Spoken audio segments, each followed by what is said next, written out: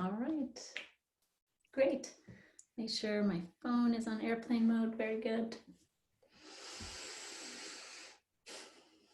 Hi, friends. I'm really glad you're here. It's just great to see you. I've hope you had a chance, if you're in Portland, to enjoy some of the beautiful weather today. If you're not in Portland, I hope that you had a chance to enjoy whatever is around you today. So I want to begin by just bringing name and voice into the room. Tonight we'll do one word or one brief phrase, just anything you're present to in this moment. And then we'll move into our meditation. You can always pass. You don't need to participate in this way, but I do like to begin the evening by just acknowledging who's here. So if you could do names, if you choose to participate, you could do names, your pronouns, and one word or one phrase, anything you're present to in this moment. I'm going to go through and call names just to make this more efficient in terms of time. So Cheryl, would you like to start us off this evening? Cheryl, she, her, and I'm present with music more than ever. I've been watching a lot of Dan Siegel and thinking of trees, and that's what I'm with. Thanks, Cheryl. Hi, Erica. Hi, my name is Erica, and I'm present to a full belly right now and the breeze of the wind that's coming through my window. Lovely. And Erica, where are you calling in from? From Seattle area. From Great. Fairtown. Thanks. Thanks for joining us. How'd you find out about the group? I do the morning meditations with you. Great. So you mentioned that. Thank you for joining us. Yes. Welcome. Hi, Alyssa. Me? Yes. Okay. I'm present to practicing gratitude. Thank you. Hi, Ingrid. Hello. So good to see you and other faces too. I am present to sitting with a lot of anger today and trying to find compassion underneath that. Thanks, Ingrid. Hello, the other Erica.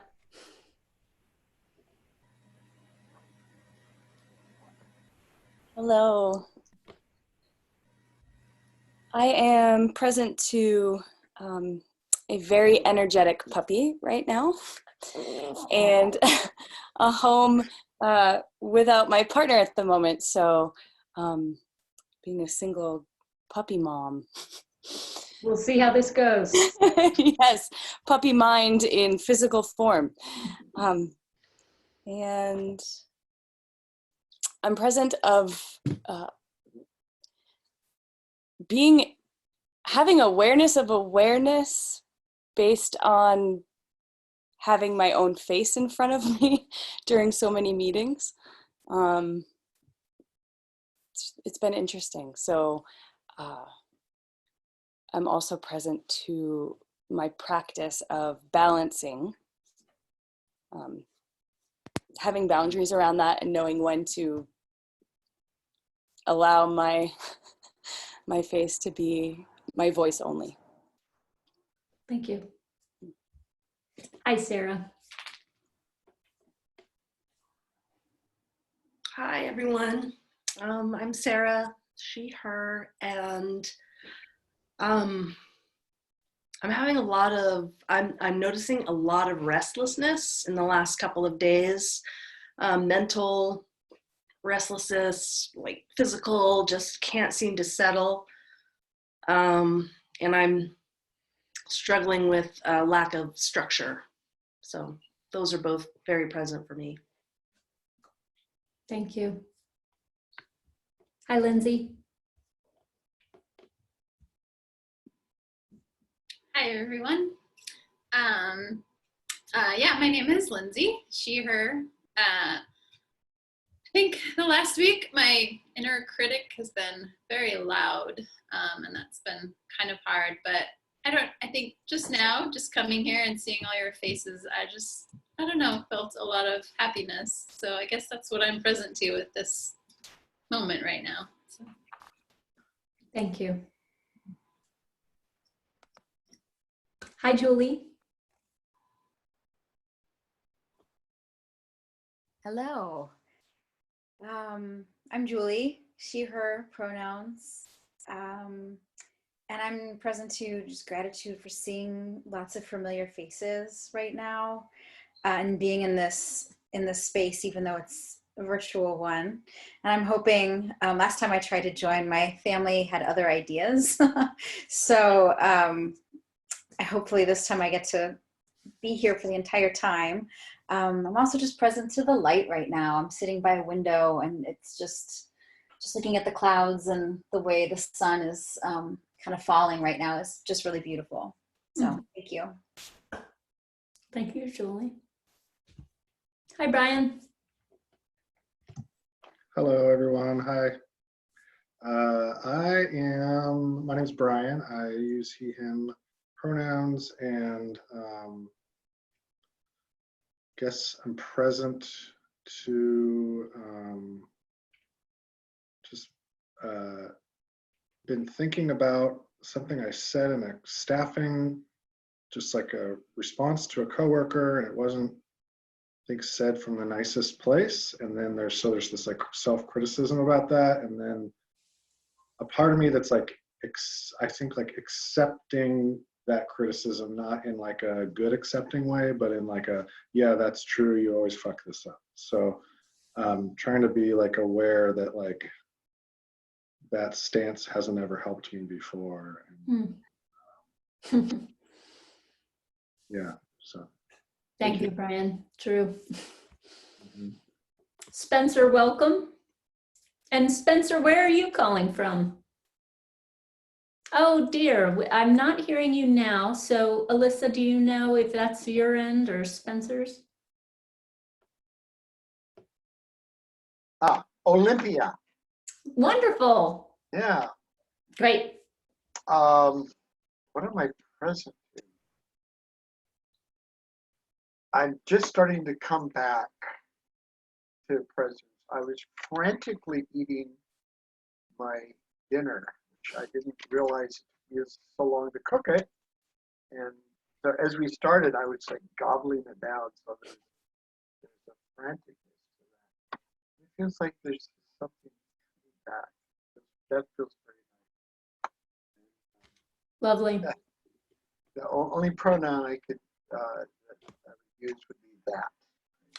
That. I am that, yes. Of course. Yes, we all are. Thank you, Spencer. Thank you. Hi, Kavi. There you go. Hey, Caverly. You said my name, so I'm gonna go with that. I go by he, him, they, them, theirs pronouns. I've been present to reverence and just present to being human. Beautiful, Kavi. Thank you. Hello, Ben.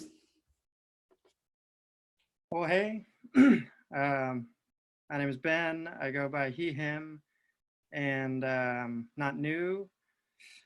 And I'm present to seeing Kavi's background, that he was outside, and thinking that was a great idea. I felt like I was on a run and I was like, oh, do I want to come back for meditation? I do, I guess. Yeah, okay, fine, I will. And then, yeah, so now it feels like I had to sacrifice to come, which is not a good feeling, but something to practice with. Ben, thank you. Thank you for being here.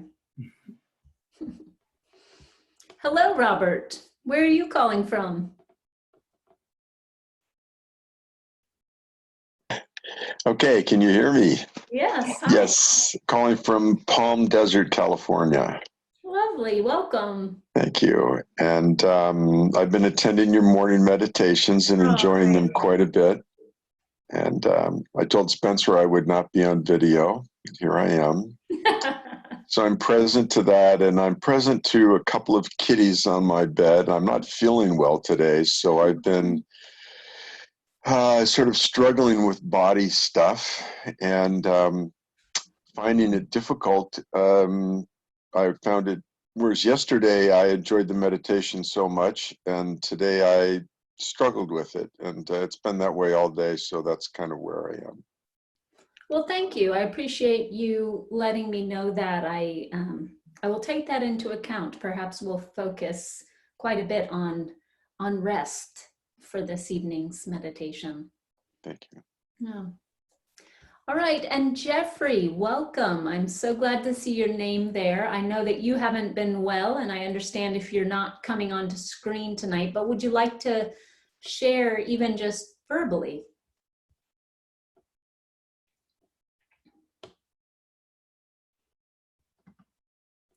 Okay, Jeffrey, I'm going to trust that. Oh, are you there? I am here on a phone. Hi, Jeffrey. Wonderful. And Jeffrey, I take it you're out of the hospital, yeah? I am, yes. I'm in a hotel room near downtown Portland rather than in my home. But my cousins thought, because my house is a little crowded and has with stuff and has 2 stories, that I should be here to be safe. But my primary care physician, who I saw 2 days ago, and another physician sort of have different opinions about that. Just to sort of explain to everybody, on the 10th of March, I fell and suffered a traumatic brain injury, and I've had 2 neurosurgeries and a seizure, and I've spent until from March 10th till April 9th at the Legacy Emmanuel Trauma Recovery and Acute Care Unit, and have just been released this past Thursday. And we're still trying to find a proper combination of skilled nursing facility or outpatient treatment where I can get physical therapy and such like. So this has been, well, we'll have to see about the experience. As Caverly knows, one of my favorite sayings concerns the "it may be" parable, that when bad things happen, or even good things happen, people tell us we're fortunate or unfortunate, and the answer is always, it may be so. So I'm hoping that there's something okay that will come out of this. And I had wonderful support from some really kind and loving people in the trauma unit, and then family people, and it feels so wonderful to be back with all of you. It was very lonely for me there. They cut off all visitors, and as I would ambulate on the walker around the halls, I saw people with such severe injuries, gunshot and auto, that I know that they may never come back the way that they went in. But people kept complimenting me on myself, and one guy said, "I think you're in the minority. I think you're gonna, walk out of here, and I hope someday you'll walk in again and visit us." There were just some really kind people. I spoke to a chaplain who was a Buddhist reverend in the Shambhala tradition, and one nurse, when my heart really started breaking one night, was just very kind to me and sat with me, and I got pretty tearful. But I realized some of that is I am suffering from post-traumatic brain injury symptoms. I'm not quite as sharp as I normally am. I like to think I'm a pretty bright guy. I practiced law for 33 years and was a special assistant United States attorney, but it's just a matter of me coming back. And one maybe but I haven't learned is that I'm still a little long-winded. So I'll shut up and say thank you. Well, we're really glad you're here, Jeffrey. Thank you for joining us. I really am. It's wonderful to have you back with the community. So thank you. Thank you. Alice, hello. Welcome.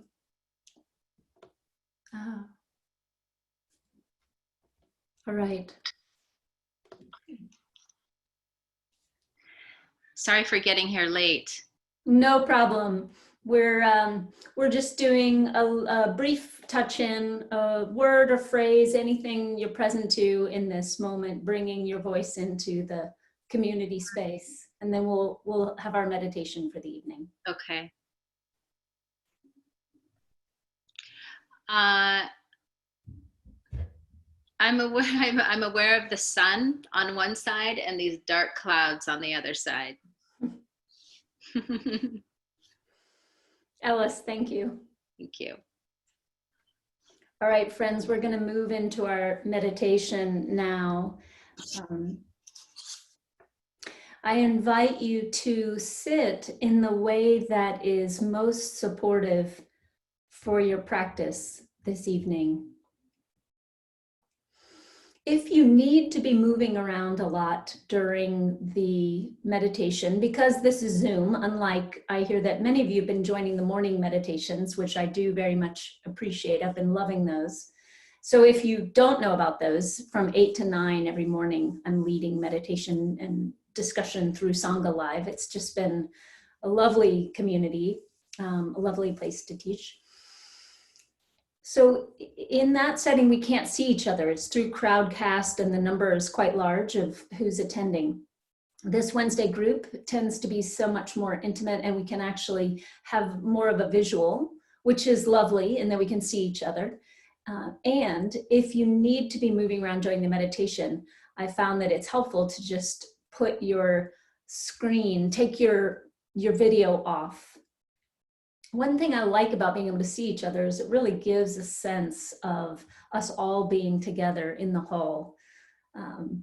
It's nice to have that visual. For the Crowdcast platform, I'm using my imagination just a touch more. So before we move into this meditation, Susan, I've seen that you've joined. If you'd like to bring your voice into the space before we sit, you're welcome to, but it's not required. Folks did a hello and then a word or phrase, anything they're present to in this moment. Folks who know me know that I have a long-standing relationship with Jeffrey. So Jeffrey, please don't take it personally that I did end our interaction a little bit more briefly than I might at other times. In full transparency, we had someone write us and say that for them, the check-in was too long for the Wednesday night class. And they'd really like to get to practice more quickly and then move into the teachings more quickly. And so I would like to honor that. It's actually not that one person emailed it and then another person made a separate comment to me about it through another form. So I would like to honor that.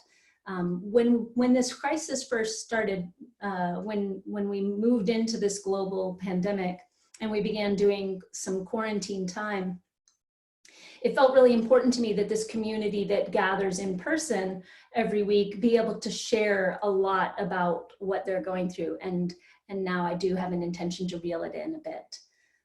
So Susan, if you'd like to contribute, you're welcome to.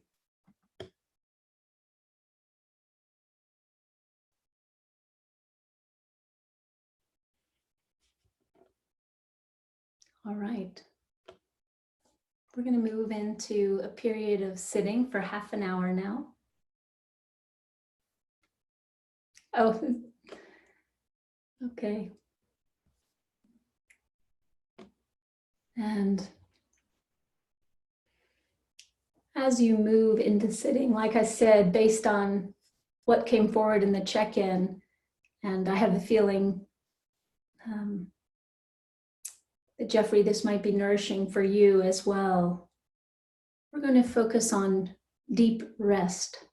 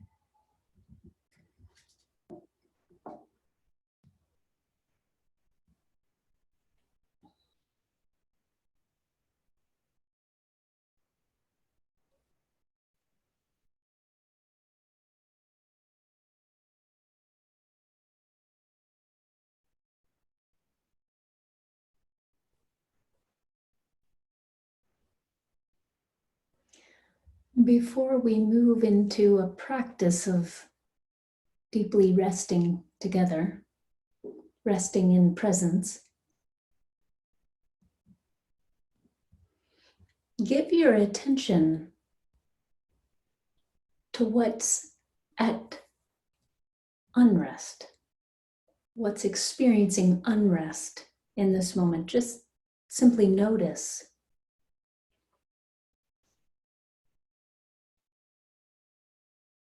Perhaps you were on a run just outside, and now there's a part of you that is resisting being still. Something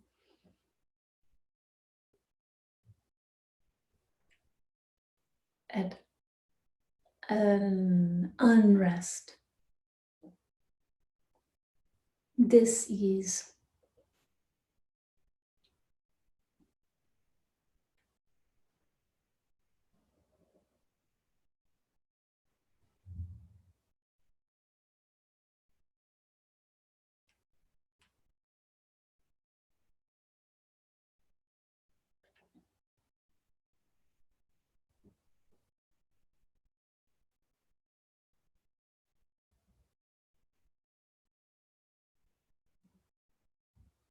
What else is experiencing unrest? Again, we're naming it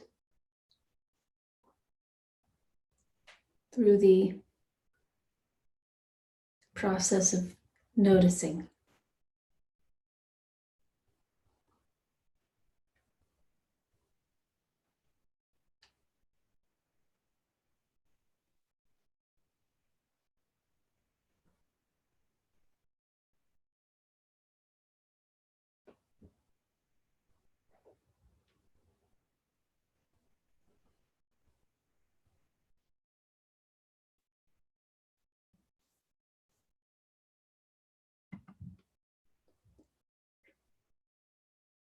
Can whatever's experiencing any form of unsettledness simply have that experience in this open field of awareness?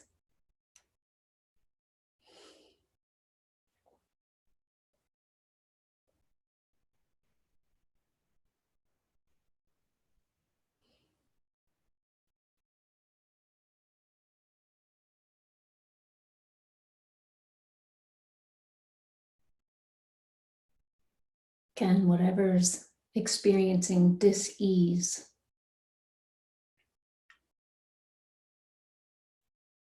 simply have the purity of that dis-ease without being fiddled with, without any part of you trying to change it or adjust it?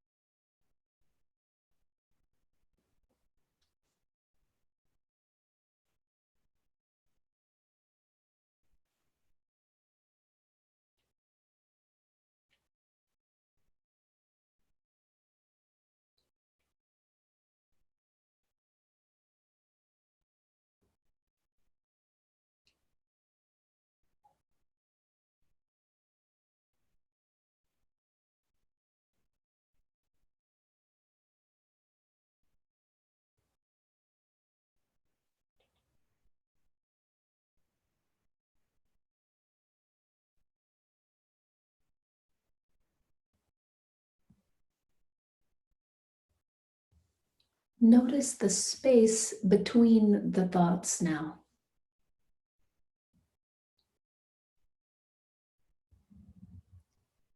So rather than continuing to focus on what's experiencing unrest, what is not at rest, we're now giving the attention, surrendering the attention to what inherently is at rest.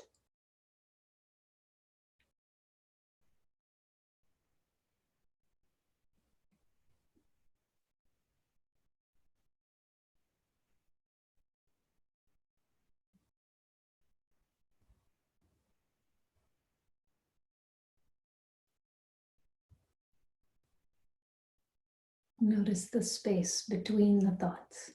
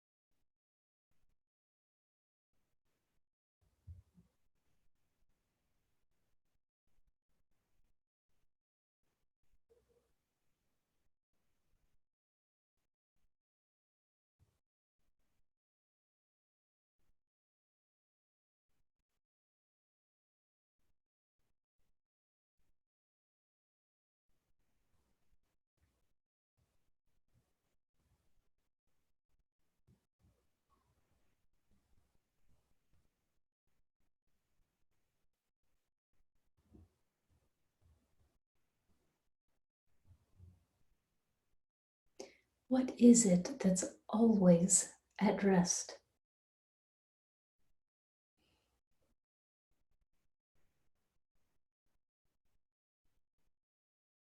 Not a rest that's the opposite of lots of activity.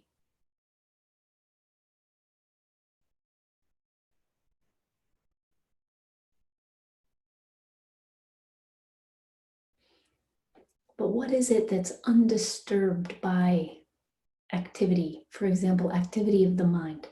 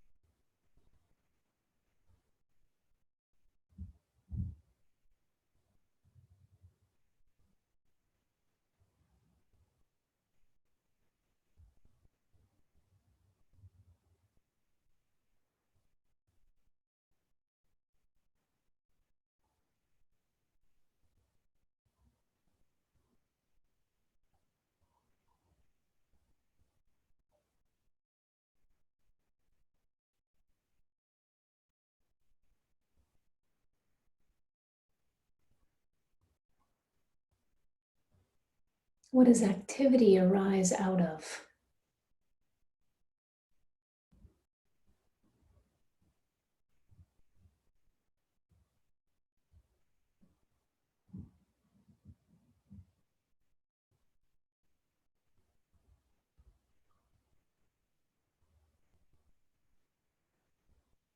Allow yourself now to rest in that.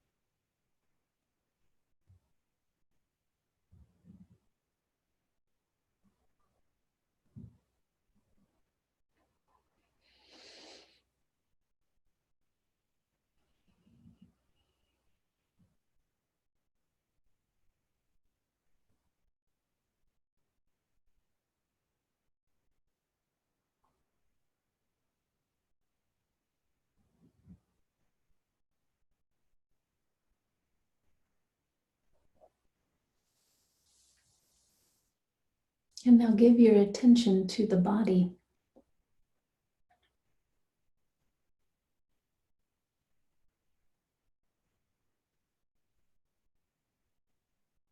Notice in the body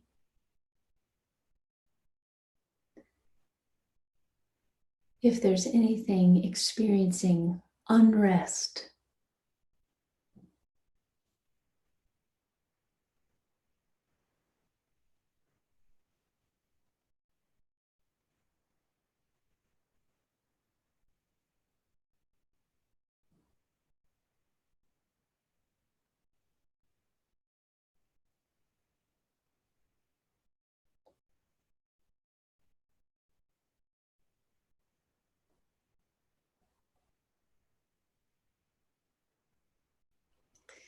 Do any knots of tension or constriction stand out as knots or constrictions?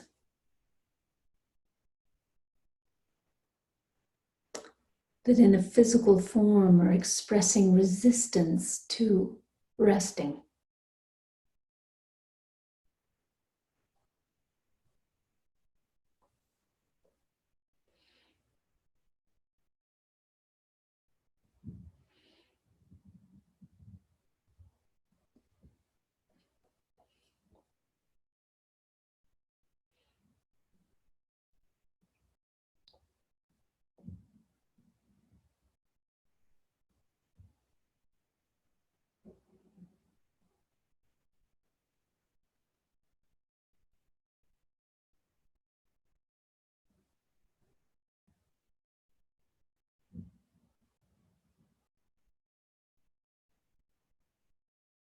Can those knots be left as they are?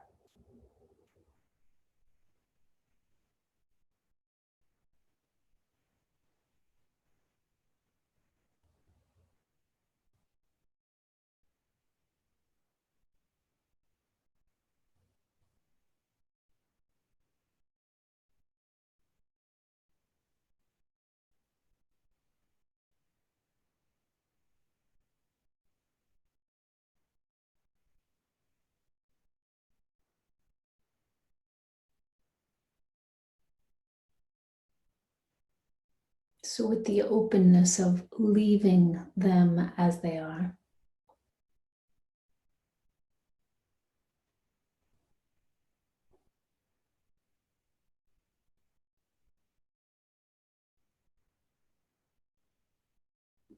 Can you simply invite softening? And in that inviting, notice the space between the sensations of constriction. So just as in thought forms, noticing space between the thoughts. Notice the space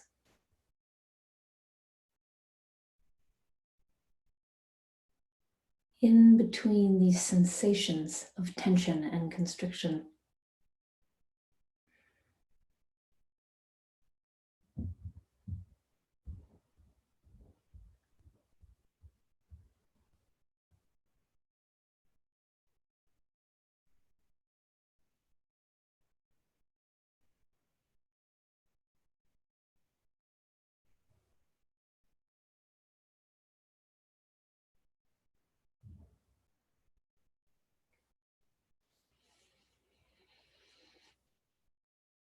Can you rest there?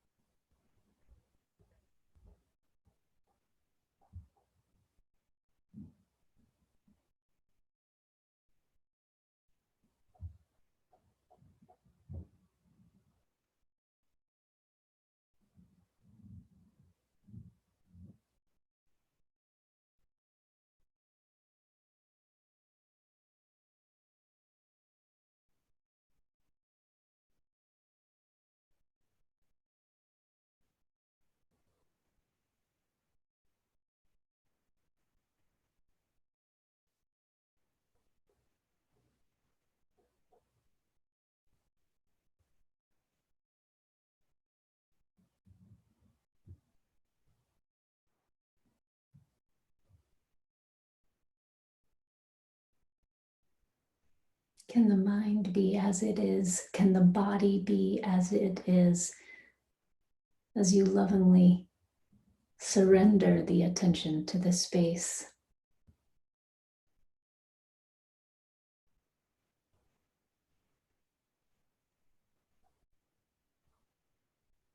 surrender the attention to spacious presence.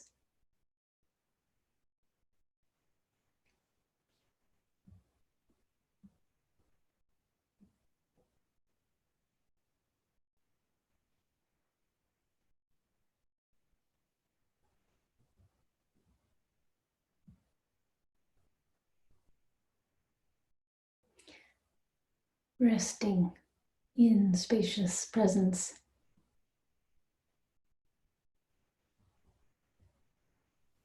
Resting as spacious presence.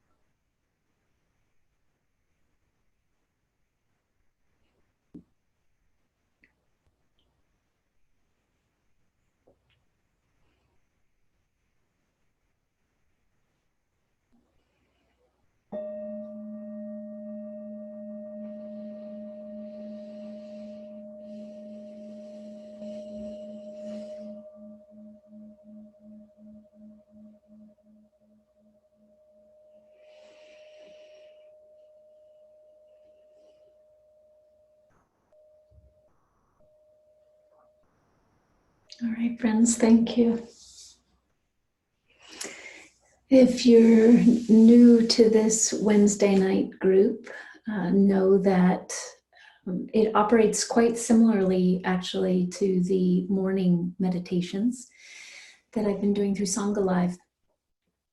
After a half an hour period of sitting meditation, we open it up for exchange. And as I mentioned in this morning's call, I trained in a monastic setting in which the exchanges were the field for the teaching to arise in. So I'd love to hear in a moment what you're working with, looking at, exploring in your own practice, or what you might have questions about.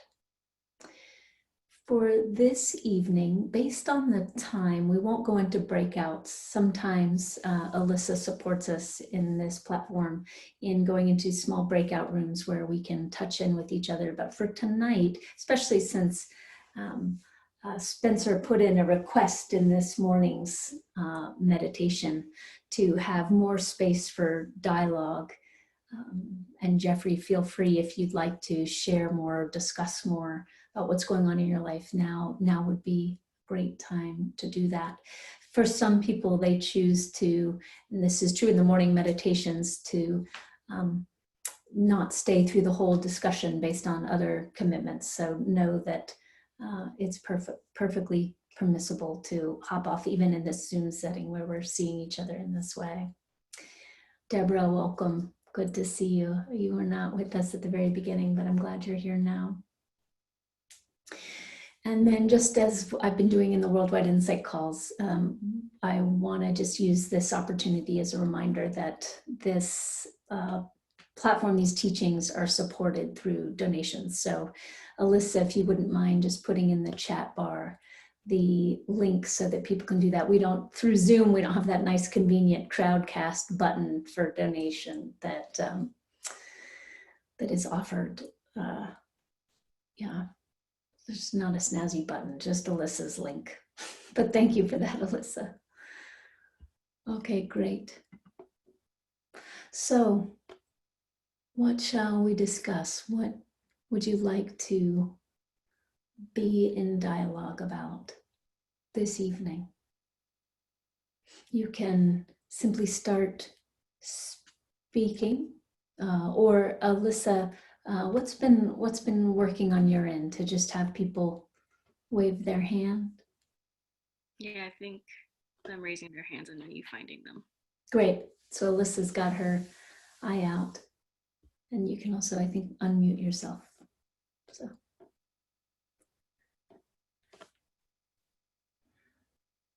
What's alive in your practice this evening? Deborah? Great. Hi.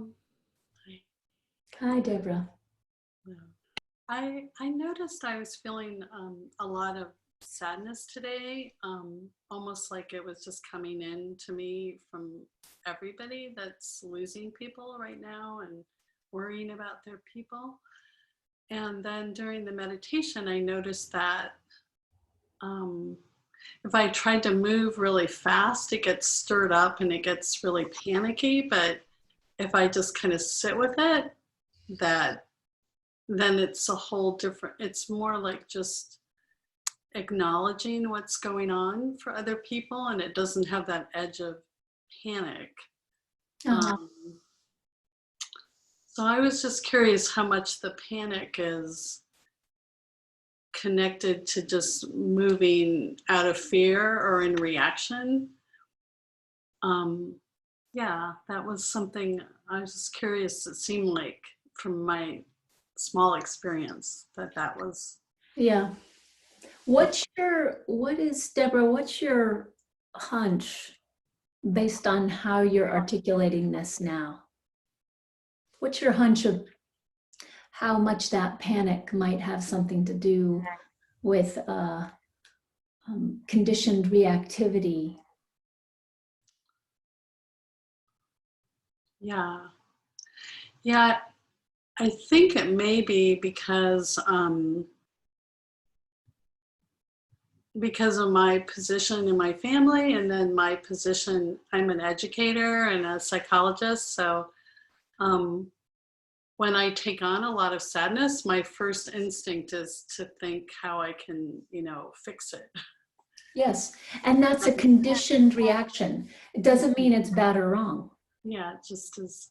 But it is a conditioned reaction. And in this context, where what I'm receiving is so big, like the weight of sadness is really big, then that doesn't feel like a fruitful reaction.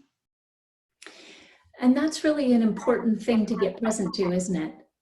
Yeah, I think so. It would be one thing if you were to say to me, there's a lot of fallout personally for panic, from the experience of panic, but I can really see how much it benefits others. Or I can really see how fruitful it is for the cause, whatever that cause may be. Yeah. Yeah. Yeah, it doesn't seem to move the needle. It really doesn't, does it? Mm-mm. So when we become clear about that, it can become easier. Another way to say this is, in recognizing that it's conditioned reactivity, it can become easier to disidentify from it next time it arises, to see it for what it is.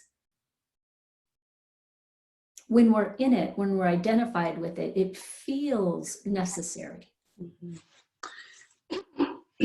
How many people on the call can relate to, but I have to panic about fill in the blank? If I didn't panic about fill in the blank, it would mean what? Just popcorn style, unmute yourselves. What would it mean? Think of a fill in the blank scenario that's important to you. And then what would it mean if you didn't panic about it? Maybe that you don't care. Yeah. I think there's it feels so urgent on the emotional level that it is like hearing a crying baby and not picking the baby up. Yeah. Is how it feels, but I don't think it works that way in the world. Yeah.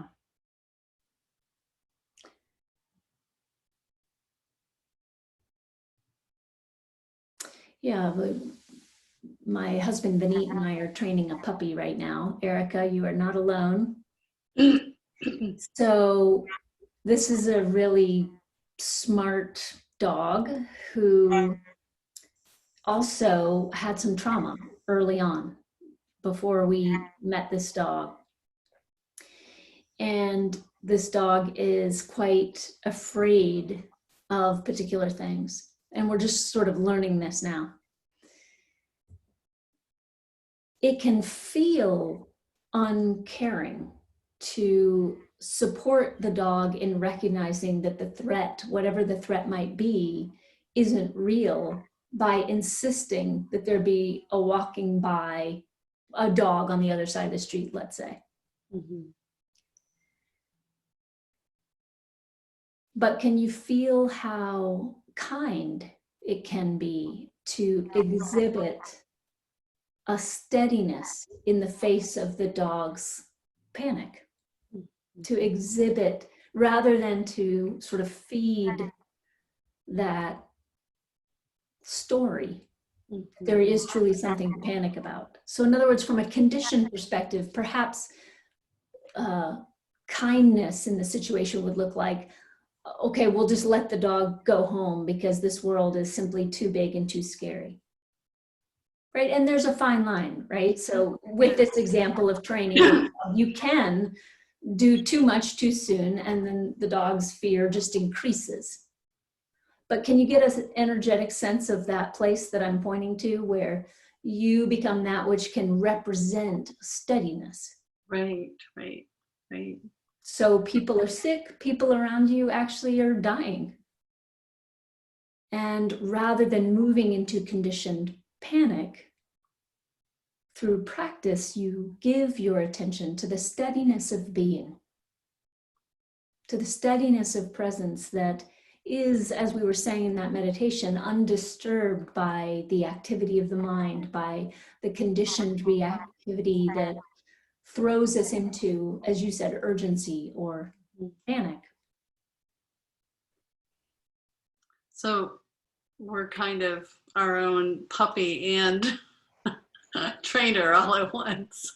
The puppy is within all of us, and the steady trainer is within all of us.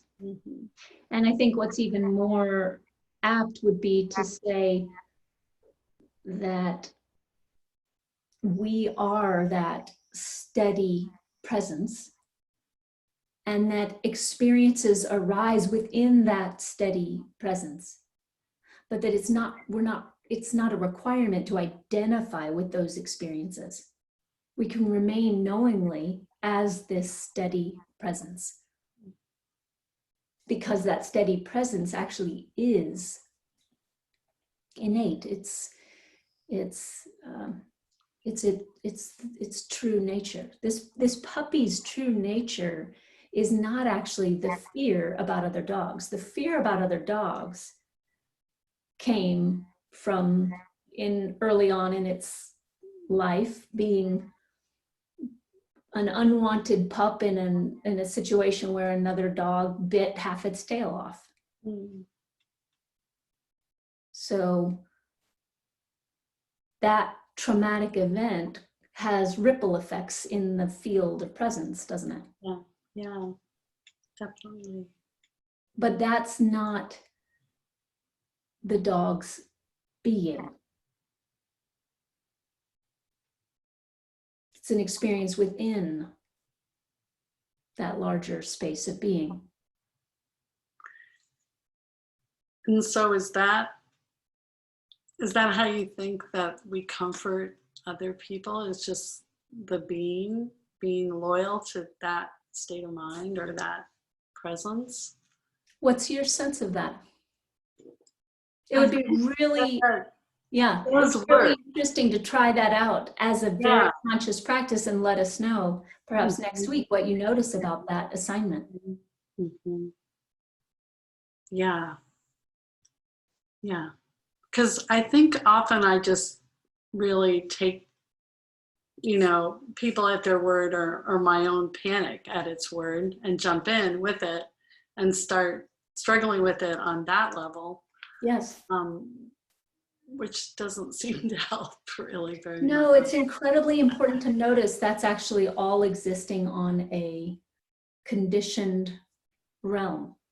The conditioned realm isn't bad or wrong, it's simply the realm in which we suffer.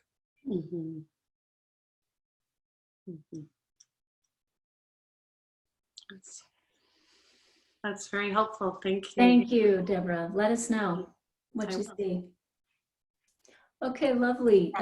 Jeffrey, you have your Zoom hand raised. Wonderful. Jeffrey, let's hear from you again, please. Thank you. The analogy that you suggested, I think, is really applying to me right now, in the sense of something that I think you and others know well about me, that I've tried to be so much in control. And in this accident that happened to me and being in the hospital for almost a month, I realized that, it's been me trying to fight my way back in control and saying, I want to be back in my house right away. I want to just live and return to my life right away. And my cousins who've been so close and good to me are like, you must keep this walker near you. And they're right. And I don't need to be too ambitious. And the worst thing I've done to myself is perhaps not being as ready as I might be, but I realize I need to get there to surrender control and say, well, now maybe less so than even before, I'm not in the driver's seat. And what I need to do is honor the people who come to help me, the physical therapist, the occupational therapist, and listen to the lessons that are around me and that's the way I'm going to get there. Yeah. And you know, but I realize my ego. I'm a prideful 65-year-old man. I have felt very embarrassed by things in the hospital over the past month. I mean, you know, I don't think I've had somebody, you know, towel me off after a shower since I was 3 years old. But I realize that those are people coming to help me, to support me, and that I don't get to call the shots right now. I have to say I need help, and I am grateful for the help, because I am grateful. Yes. And that I will have to work myself the way back. But I know so many things about my pride and I just think, you know, this is not the way that I've had arguments with my cousins, threatened to call a cab and just go back to my house. And, you know, and people are saying, you know, if you fall down those stairs, you'll be badly hurt. And they're right. Yeah. And so I realize less so than before, I'm not in control, but I feel I can learn. I can learn to let my ego go away and come from a place of gratitude. The people at the trauma unit where I was were just wonderful to me. I mean, emotionally and everything. I've written a couple of thank you notes already. They, you know, were so encouraging, not just trying to make me comfortable and everything, but, you know, affirmed me in ways, you know, like you're doing well with this, you're doing well with that. And I realized that it wasn't, hey, I'm going to show you by walking on the walker even faster than I did before, because they were saying, don't push yourself. And I was a typical Jeffrey reaction, you know, as you know me, you've said, you know, so often you go off there by yourself and just hide from everyone. And I was doing that. And then people came and found me and said, you know, you shouldn't be hiding. In fact, you should be back in your bed. You shouldn't be walking around doing the things you're trying to do. And it was me surrendering and saying, thank you, you're right. Because you're setting these rules for me that make me feel small, because you don't want me to be hurt anymore, and you care about me, and thank you. I mean, I've just been so full of tears. I mean, but I think I can do that, Caverly. I think I can swallow a lot of that pride and say, I do need help. So part of that is we're trying to get me into a skilled nursing facility, and my mother was in one when she was elderly and died in one.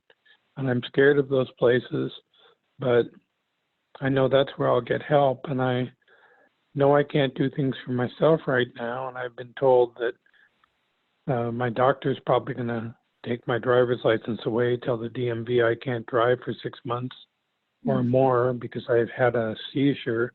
And I realize I just have to say, I need to be responsible, not in control and not in ego. That they're doing that because they don't want me hurt and they don't want me to hurt anybody else. So, but I feel like maybe that's a good thing, to be humbled a little. And life does that sometimes. And to swallow that pride and say, thank you. Yes. So, yes. Yes. I really hear you. And there's something about even the phrase swallow pride that doesn't seem entirely accurate to me in this moment. It seems that what you're pointing to, Jeffrey, is the beauty of freeing pride. Let pride, pride is a distortion. Let the distortion return to reality. Let the distortion that we have control return to reality. In the way that worry is a distortion, our care, the kind of care that Deborah was speaking of for people that she loves, that that kind of panic is a distortion of the care. Let that panic return to the purity of the care. And Jeffrey, you're describing letting pride return to the kind of steadiness that we were talking about, the steadiness of presence and control, to not have control, driving the car, if you will, to let control return to being. Yeah, and to give that away. Yeah, we get confused when we're identified with experiencing ourselves as separate from life. And from that place, we have pride, we have panic, we try to control. And we try and, as I realize, run away from these experiences. I remember talking to one really nice nurse, and she said to me, she says, this experience is going to be part of your life forever. Yes. And, you know, when you say you're just going to put it all behind you, that's not a realistic expectation. Right. And I realize that now, that it's not a realistic expectation. And so I feel I'm in better shape than I was a week ago to saying there are lessons here to be learned, and I not only need to learn them, I want to learn them. Yes, Jeffrey, that's an important distinction. You don't just need to learn them, you want to learn them. And the pathway for that learning is what you've named, Jeffrey. It's gratitude. Yeah, I'm very grateful for those people. I think I fell in love about 4 times with both men and women there. Mm-hmm. I mean, it just, one who would come by my room every day and poke her head in and just smile at me. I mean, it was like somebody was just lifting my heart off the floor. It was so beautiful. Mm-hmm. I mean, it just, you know, she was just there to be kind. She had nothing to do with any official function or my care. She just every day would come and smile at me, and it was like I was so sad in there and so lonely. But you know, no visitors were allowed because the way the hospitals are now. Just every day I looked so forward and just enjoyed knowing that sometimes she would come by and smile at me. It was like, what a blessing. I remembered James Barrie, Sir James Barrie, the author of Peter Pan, who once said, those who bring sunlight into the lives of others cannot keep it from themselves. And I thought, that's the type of person I want to be again. Mm-hmm. You know, the type of person who bright and shiny and brings some light into the darkness for other people. And I hope that's the person I can be. Well, Jeffrey, that's the person you fundamentally are. We all are. We all are that same illuminated presence. And what you're describing is wanting to live in a space that isn't dominated by the habits of the conditioned mind, that it's free to, that this presence is free to shine. Yes. Mm-hmm. I was thinking while I was still there, you know, what Caverly might say, and she might remind me when I was there that although suffering comes into all lives at some point, our birthright really is joy. Yeah. And that's what makes all the difference in it too. I'm glad you channeled me from that hospital room, Jeffrey. I would have said that. More than once, and I also channeled wonderful Alyssa, who has been listening to me on the telephone, and who I just have come to just really value and care about. Yeah, me too. Mhm. Anyway, I'm supposed to, I have cousins who are about to leave for the night, Okay, and Jeffrey, I have to go take some pain medication. please And do I that. hope that's okay, Of that I course, could just please say do that. thank you. Thank you, Jeffrey, And so much for showing up for your community, for being with your community. And you are seen and held and loved. Thank you.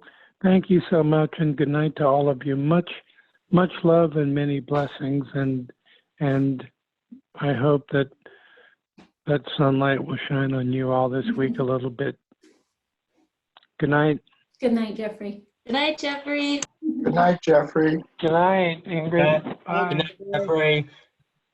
Night, Jeffrey. Bye, Jeffrey. All right, wonderful. Thank you, friends. What else? Yes, Ingrid. I mentioned in my check-in that I've been feeling a lot of anger, and yeah, it came up again when I was listening to Jeffrey's story, because the situation that I'm in is that I have a third roommate who is coming back to Portland from the East Coast, and he works in a medical setting, and so essentially he's been gone for quite a while, and now suddenly my household is going to be at risk for exposure. And I feel like those things are fine and I can mitigate that, but the real anger comes up with just my interaction with that individual. I feel like he's not considerate or compassionate in his actions and his words, and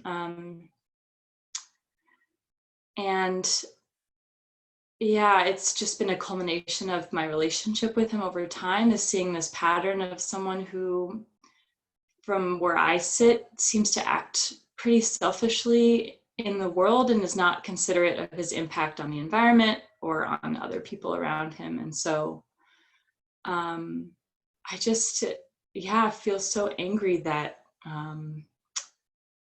like I hear stories like Jeffrey's and I think, wow, there's so many people that are sacrificing so much in this time.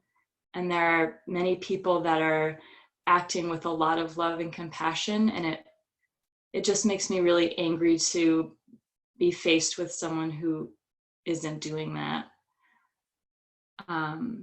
And I've been trying to sit with it for like quite a while. It's been this ongoing process, but just looking for some guidance. Obviously, previous questions relate. I know that this is about my conditioned response and it's my narrative, and I'm just having a really hard time accessing compassion for him.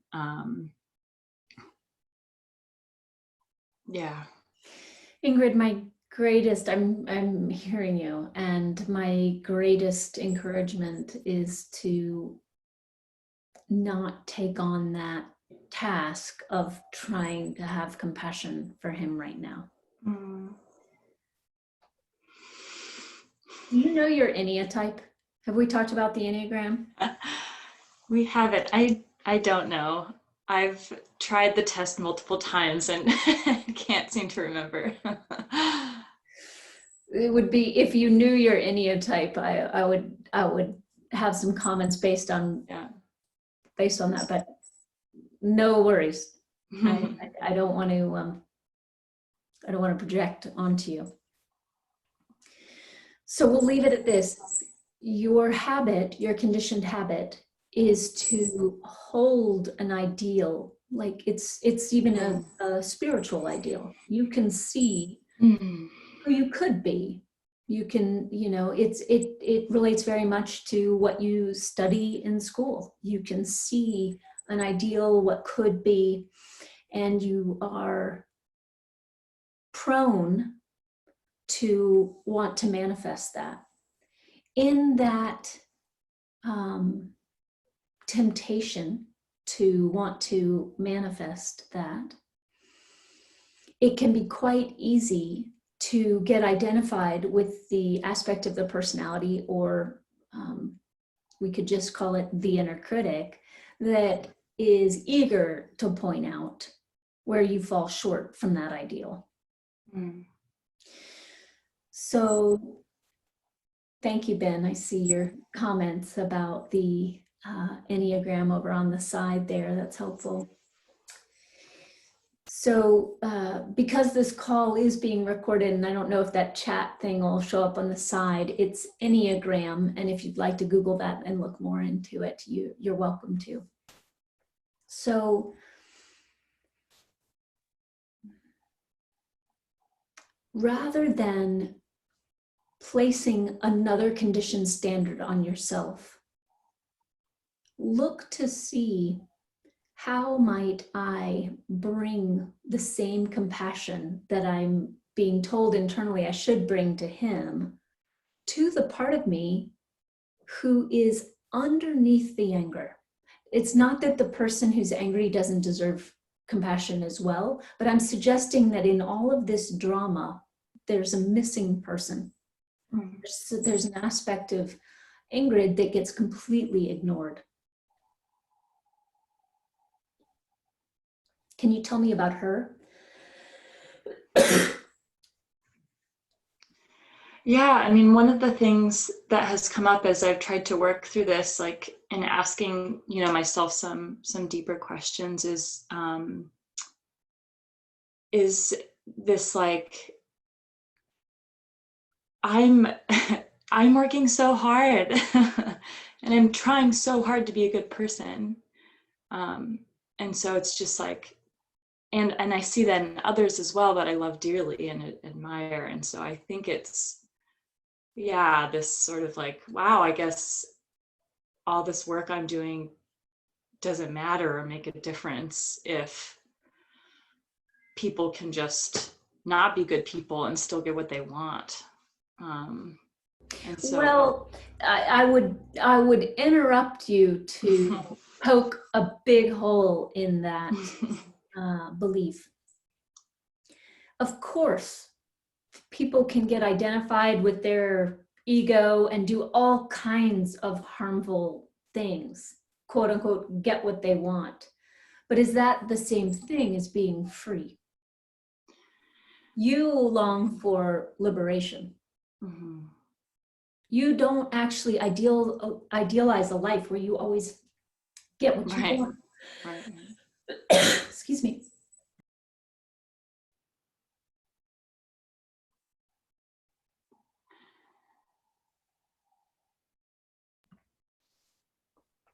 Yeah, I can talk for a minute if you need to, like, I think that like ignored person that you were referring to, I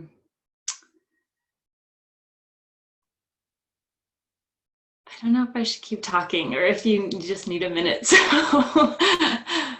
okay, sorry, I don't want to like keep talking if you need a minute. Okay. I just didn't remember to bring water up to this room. Okay. So I'm coughing a little bit based on probably dust, knowing this room. Right. But I'm with you. Okay.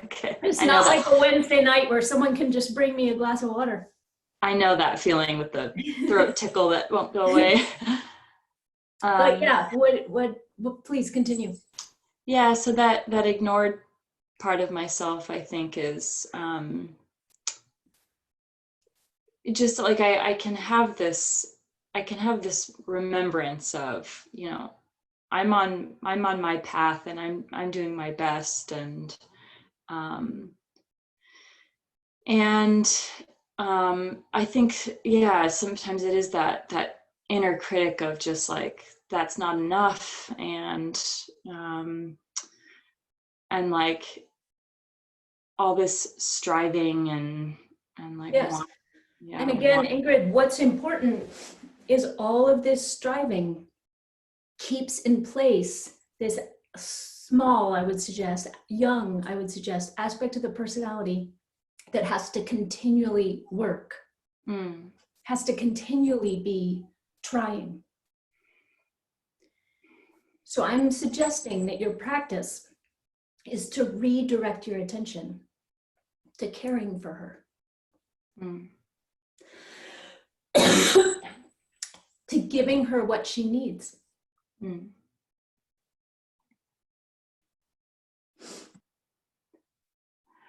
Yeah, I mean, I think that feels more doable, obviously, than controlling other people. So more doable and more rewarding. Yeah. I think that's a really important piece of it. In the same way that Deborah was describing, it is not rewarding. There are no rewards for that kind of panic. Yeah, and I really resonated with the conversation with Deborah because it's a different emotion label, but it's the same question essentially of like, how do I work with this that's coming up? And yeah, just noticing a lot of judgment of others and then like self-judgment as well coming up. Yes, and again, even in this conversation, notice this, Ingrid. There's a temptation to talk about different aspects of it, but not to stay with the person who's been ignored. Not to just feel that missing person. So I'm speaking about the part of Ingrid that has been consistently told to try to meet this ideal, and who's been treated very harshly in that process. And it's been hard to see because it's all in spiritual terms. It sounds right. You should be able to be more compassionate and less angry at this person. Everybody knows anger isn't the right spiritual experience to be having. You should be able to get over this. Don't you have a meditation practice?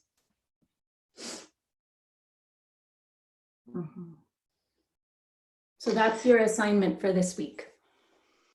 Okay. Were you going to say something else? Just it reminds me of other conversations I've had about like talking to like the child version of myself, and yes, yeah, it just resonates on that level. It's ongoing work, and yeah, I just appreciate that reminder. So thank you. Yeah, it's ongoing. And in the same way that I suggested that Jeffrey perhaps could see a different metaphor other than swallowing pride, you might consider that it's not work to love this person. It's taken work to ignore her. And that work is so ingrained in your being that you've forgotten about her. And it doesn't even feel like work to ignore her. But that's where the work is.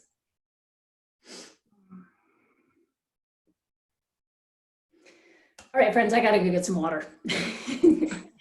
I am so glad to be with you this evening. Alyssa and I did decide last week we are gonna have this, when we meet in person, we meet from 7 to 8:45.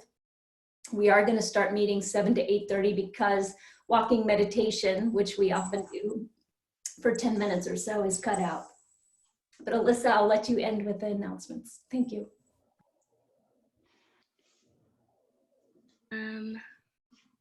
Yeah, if you wanted to be added to our newsletter, then you can chat your email below. And just want to announce that Caverly has a children's book available for pre-order. She's doing Sangha Live 8 to 9 a.m. PST every weekday. And we are doing the collective webinars every Monday from 4 to 5 p.m. PST. Thanks all. Good night.